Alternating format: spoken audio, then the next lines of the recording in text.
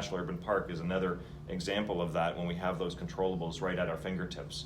So essentially, the excuses are over. Yes. The time has come, so the national government needs to get involved, and it doesn't need to drag municipalities basically along as an afterthought. They should be empowering them, and that's what today's announcement is about, is to get that empowerment, get those projects going, and deal with flooding, whether it be in your basement or whether it be in the municipalities and their sewage control capacity, or lastly, our green spaces, an activity done. Yeah, great. So where is this $2.5 billion going to come from? Well, we have in our platform, we've already talked about where we're going to be making choices.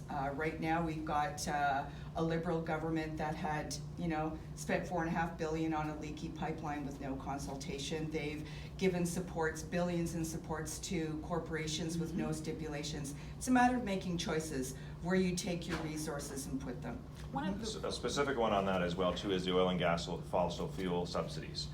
When I started doing some of the research on this, about 10 years ago, we itemized there were 17 different tax exemptions that oil and gas industries have, results in approximately $1.3 billion in subsidies per year. Ending that immediately would also give us substantial revenue for the next 4 years to be able to take immediate action. So interestingly enough, when those companies get those incentives and subsidies, they then actually take those profits out of our country. Yeah. So ending those subsidies will do a couple of things. It gives the revenue available right away. The municipalities have the action plans, and most importantly, you get the projects in your neighborhood. What it wouldn't be is giving $12 million to corporations like Loblaws for refrigerators. Canadians were really outraged that that's part of a climate plan. A climate plan needs to be something that's addressing the targets, that's talking about our Paris commitments, that's looking at municipal implications in the way that we are, having climate change impact our lives. It's not just more handouts to corporations.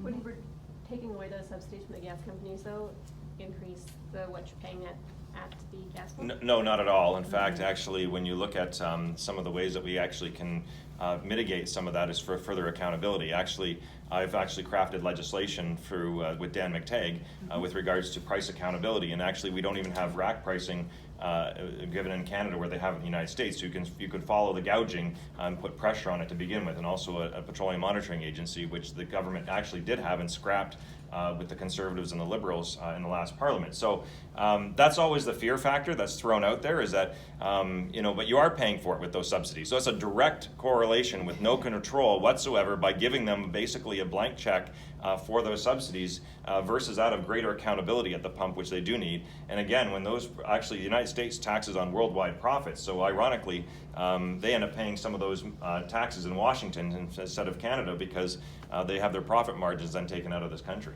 By not having the municipalities match the funds, does that mean the $2.5 billion may not be enough for all the municipalities with all the climate change issues? Obviously down here it's flooding, but in out west it's not. So how do you balance that? Yeah, well, in my experience with how municipalities have to deal with plans and long-term goals, this gives municipalities the ability to mitigate, to create a long-term plan, and what we're rolling out is something that's immediate, so that municipalities are not faced in crucial decision-making moments. They're not faced with having to raise taxes to match funds in order to deal with an issue. This is what we're trying to avoid. We hear this all the time, there's only one taxpayer. At every level, there's only one taxpayer. We need to be linking our strategies and supporting our municipalities, and our federal government can do a better job of giving that long-range support and that immediate, here's what you need right now, so that you can have somebody sitting at a table over there making that plan. And we know, just practically, when you have a flood, you're thinking of a myriad of different things. And thank goodness that we have insurance companies and disaster relief responders that work through the insurance companies that are well versed on how to help a resident take your materials, take your valued goods out of your basement, and we'll store them in your driveway until this happens. Like, we have that protocol down. Now, sort of what I envision, what I see that we've articulated, I'm really proud of, is that we expect the federal government to be able to do that for a municipality.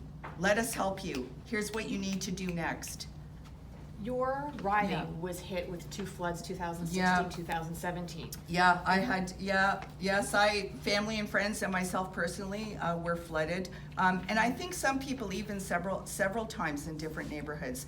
And it's heartbreaking, especially when people in communities that have kept up their homes and get told by an insurance company, okay, now you're not covered anymore.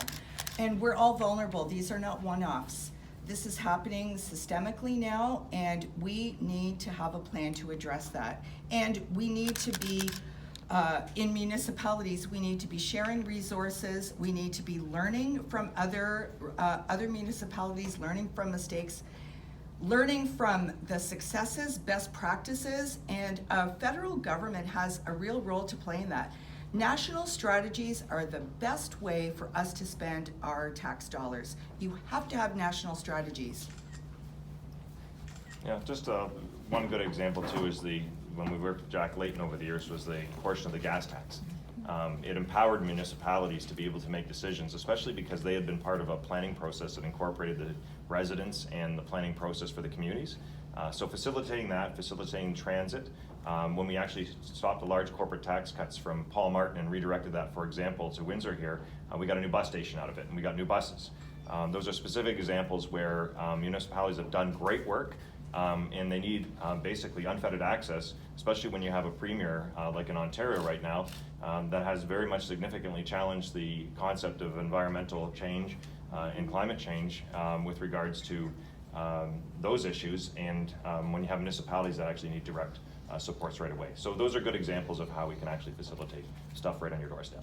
And it's not only, at the provincial level, we have candidates for the PPC that in the past few debates have been mentioning that they don't believe there's a climate issue. They think that it's fear-mongering, they think we're scaring children, they don't believe that we need to address this. And I don't understand how someone who sits in our region with the amount of flooding and impact that we've had can make such a statement. Because everyday people have been out filling sandbags, trying to protect their property, going to IRCA, trying to get engineers in to give them plans so that they can mitigate the climate change that they're experiencing. So it's the time for denying that we're having some type of climate change is over, and we need to start acting like we're serious about finding a solution, and that's something that our NDP plan, the Power to Change, is dedicated to. Will IRCA have ability to access this funding as well as local municipalities? Well, Yeah, it goes directly to the municipalities. So the municipalities actually are the ones that make up IRCA. So they not only do that through their taxation policies, they also have their councillors and mayors sitting on the board of directors for IRCA. So it's basically a great conduit for regional approach for the environment. I'm a vice chair of IRCA in the past. There's wonderful opportunities there. And it's a great example, though, of a collaborative approach, which needs to happen, where they have a lot of the work already done, but they don't have the resources to do some of the things that have been identified in conjunction already with consulting with local residents. So we leave it to the municipalities and work on that through the consultation process. But again, it wouldn't be dependent upon matching funds, which would delay funding. It would also create barriers if you have a provincial counterpart that is not necessarily supportive of action versus climate change.